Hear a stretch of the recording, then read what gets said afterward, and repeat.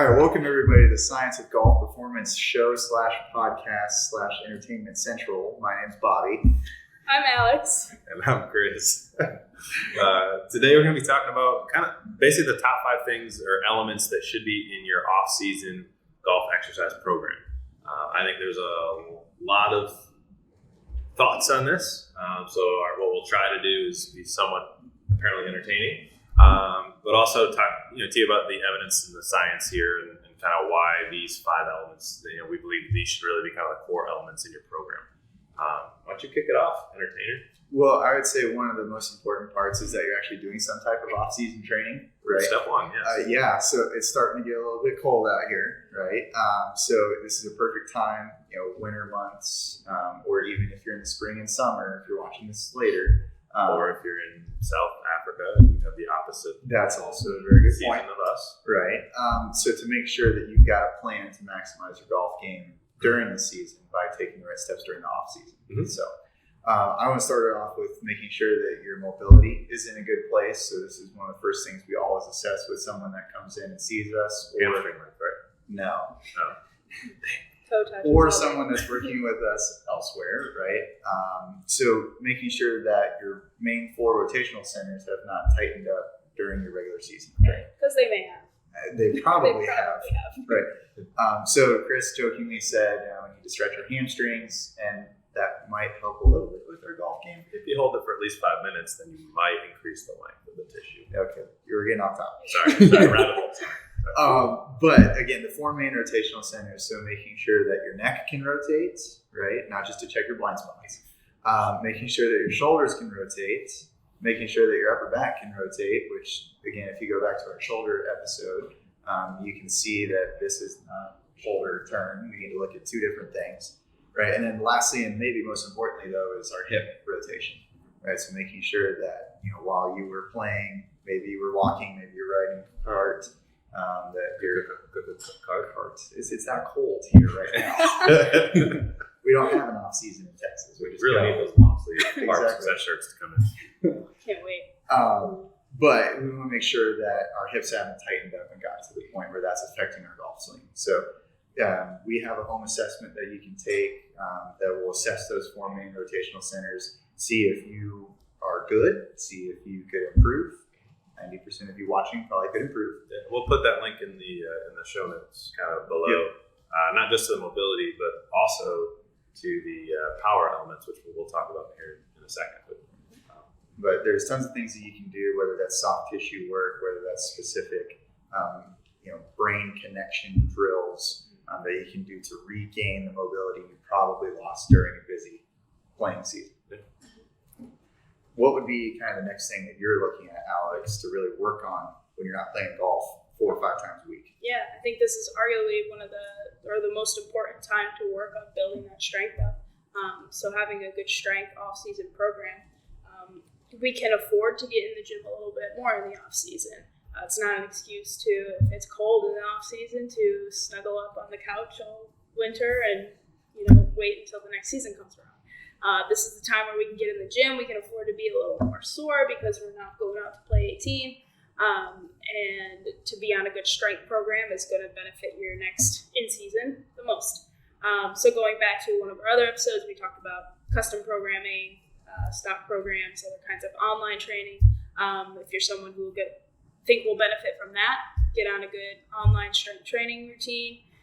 If you're in-house somewhere, make sure that you are using that time to work hard, progress. This is the time to not be afraid to throw a little weight on the bar, try and increase your strength. And this is, like I said, this is a time where you can afford to really stack that volume and work on actually building some strength gains to help with your power output. I think do it in a way, the episode kind of the science of the strength training for golf. We talked triphasic versus traditional. So depending on who you are and age and those sorts of things, check that out. Check the research out on our website. That'll kind of help to guide you in terms of where you need to go there. But what about swinging like overspeed sticks a bunch? That gets me stronger, right?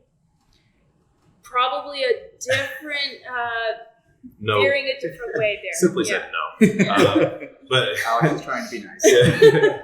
But I think that's speed, that kind of leads into speed. And I do think that overspeed training does have a big part in an off-season program for the right golfer.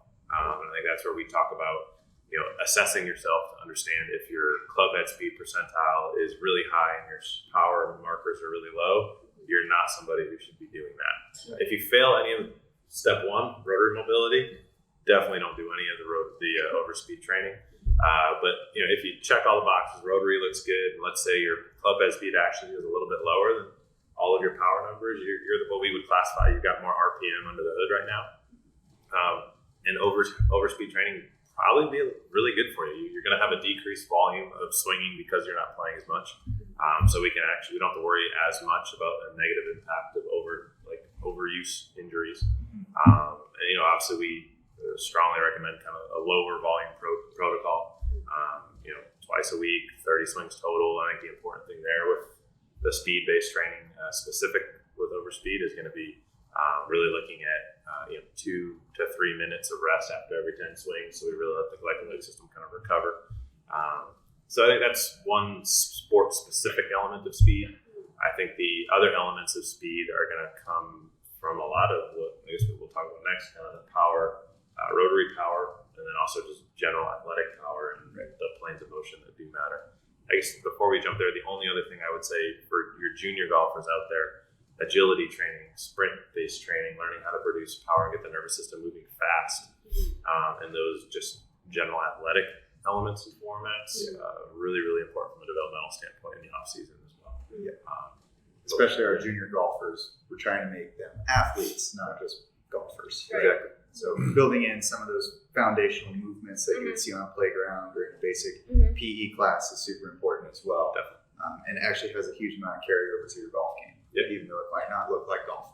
I love when my juniors play basketball. Yes. Great.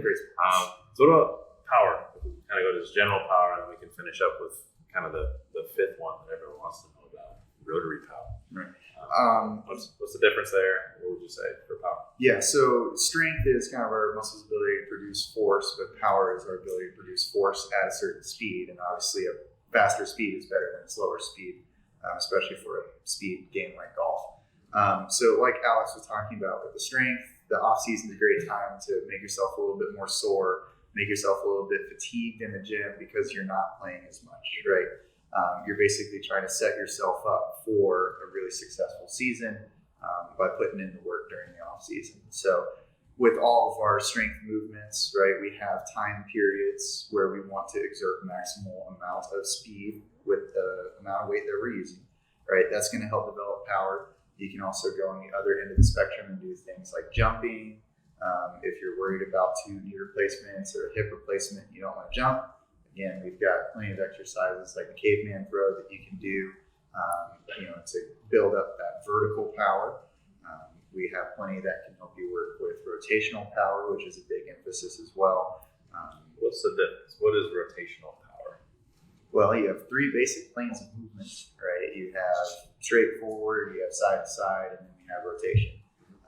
And golf really uses all 3 of those planes, even though a lot of people just focus on the rotational aspect. So what we see in our research is that improving every single plane of power really helps you out in the golf game. Yeah. And how would you train like rotary power specifically? Should the golfer watching here be throwing medicine balls? Should they be using a band? Just bands. chops. Only bands. Just bands. Okay, good. Episode done. No. Thanks for watching. So we're lucky enough to have 2 great pieces of equipment, the K-Box and the K-Pulley. So if you watching might have heard, or maybe not have heard, of flywheel training, that's a piece of equipment that we really, really like to use, especially in the off-season, to improve our rotational power. So Alex, what do you like to program for our golfers in the off-season that they just are super excited about when they see up on the board? Yeah, everybody loves our K-Pulley. But some of the best exercises that we like to throw in on it are chops, low to high chops, high to low, and horizontal rotation.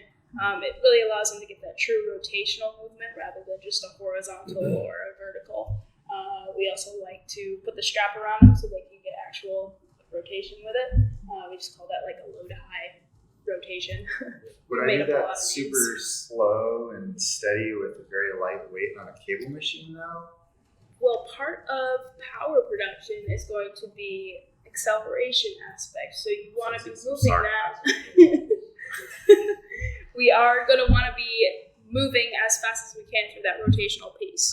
I want to be moving fast. I usually tell them, move how you're going to swing your golf. How are you going to swing your golf club? Are you going to move slow through it? Let's train our body to move how we want it to move when we're doing it.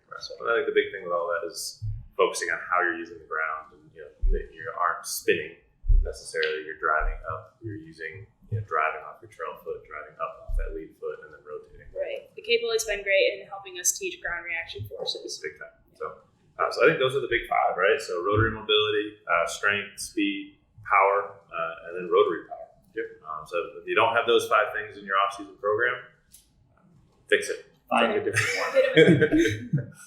So as always, if you enjoyed the content, subscribe to the channel, like the video, share it with your friends, and any other wise off-season comments or advice? Nope. That's it. Cool. See you guys next time.